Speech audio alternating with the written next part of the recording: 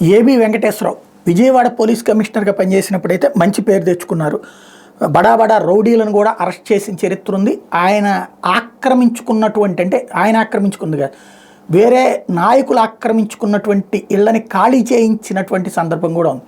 అలాంటి మంచి పేరే తెచ్చుకున్నారు. అయితే గత 2014-19 మధ్యలో మాత్రం చంద్రబాబు గారికి కోసం అని చెప్పేసి తమను ఇబ్బంది పెట్టారన్నది జగన్మోహన్ రెడ్డితో పాటుగా వైఎస్ఆర్ కాంగ్రెస్ పార్టీ నమ్ముతుంది. ఆయన్ని 23 మంది ఎమ్మెల్యేలు మారిపోవడానికి కారణం ఆయనే అన్నటువంటిది.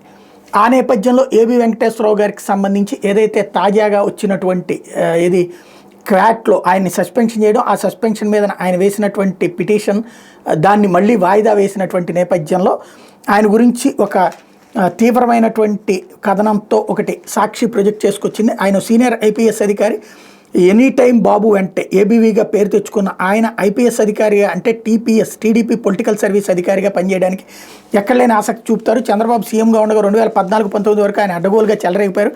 ఇష్టారాజ్యంగా అక్రమాల అవినీతికి పాల్పడ్డారు. బంధువులు బినామీల పేరిట అమరావతిలో భూదోపిడికి తెగబడ్డారు.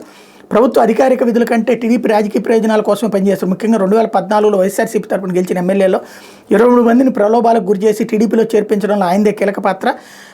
కేంద్ర భద్రతా చట్టాలను ఉల్లంఘించి మరి డేటా చోరీకి పాల్పడడం జాతీయ స్థాయిలో సంచలనంగా మారింది. కొన్నేళ్లుగా సస్పెన్షన్లో ఉన్న అధికారి ప్రస్తుతం ఎన్నికల్లో మరోసారి టీడీపీ రాజకీయ లబ్ధి కోసం సివిల్ సర్వీస్ నిబంధనలకు విరుద్ధంగా బరితెగిస్తున్నారు.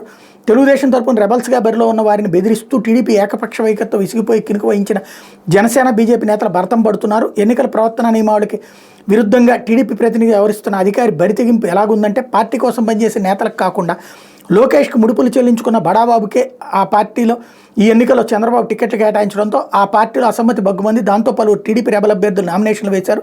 మరోవైపు బీజేపీ జనసేన పార్టీలకు టీడీపీ అరకొరగా సీట్లు కేటాయించడం పట్ల ఆ రెండు పార్టీలు తీవ్రస్థాయిలో అసంతృప్తి వ్యక్తం అవుతుంది. కొన్ని నియోజకవర్గాల రెండు పార్టీల అభ్యర్థులు ఇండిపెండెంట్గా పోటీ చేస్తున్నారు. చాలా నియోజకవర్గాలు ఎన్నికల ప్రక్రియకు దూరంగా ఉండిపోయారు. ఈ పరిణామాలు టీడీపీ విజయావకాశాలు దెబ్బతీయడం ఖాయమని స్పష్టమైంది.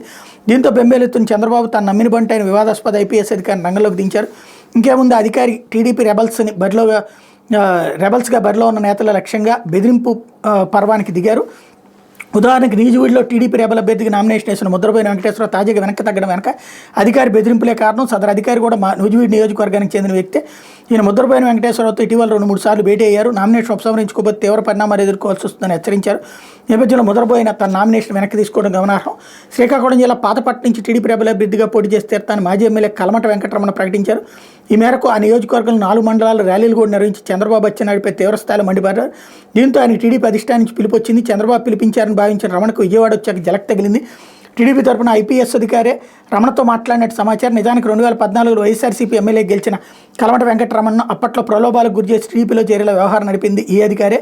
అందుకే ఇప్పుడు కూడా ఆయనకే చంద్రబాబు బాధ్యత అప్పగించారు. రెబల్గా పోటీ చేయకూడదని, పోటీ చేస్తే ఆయన ఆర్థిక మూలాలు దెబ్బతీస్తామని, గతంలో ఎక్కడెక్కడ నల్లధనాన్ని పెట్టుబడిగా పెట్టింది ఆధారాలతో బయటికి తీస్తానని స్పష్టం చేశారు. ఈ పరిణామాల నేపథ్యంలోనే కలమట వెంకటరమణ పోటీ చేయాలన్న ఆలోచన విరమించుకున్నట్టు తెలుస్తుంది. జగ్గైపేట, గన్నవరం, జగ్గంపేట, ఎస్కోట, విజయనగరం తదితర నియోజకవర్గాల్లో బరిలో ఉన్న టీడీపీ, బీజేపీ, జనసేన రెబల్ అభ్యర్థుల వద్దకు తన అనుచరులను పంపించి బెదిరిస్తున్నట్టుగా తెలుస్తోంది. తన మనుషులు వారి వద్దకు పంపించి మరి వార్నింగ్లు ఇప్పిస్తున్నారని సమాచారం. అధికారి తీరుపై ఎన్నికల కమిషన్ ఫిర్యాదు చేయాలని వాళ్ళు భావిస్తున్నట్టు తెలుస్తోందంటూ ఇంకోవైపున విజయవాడ పశ్చిమ నియోజకవర్గం నుంచి పోటీ చేస్తున్న బీజేపీ అభ్యర్థి సుజనా చౌదరికి అనుకూలంగా అధికారి రంగంలోకి దిగారు.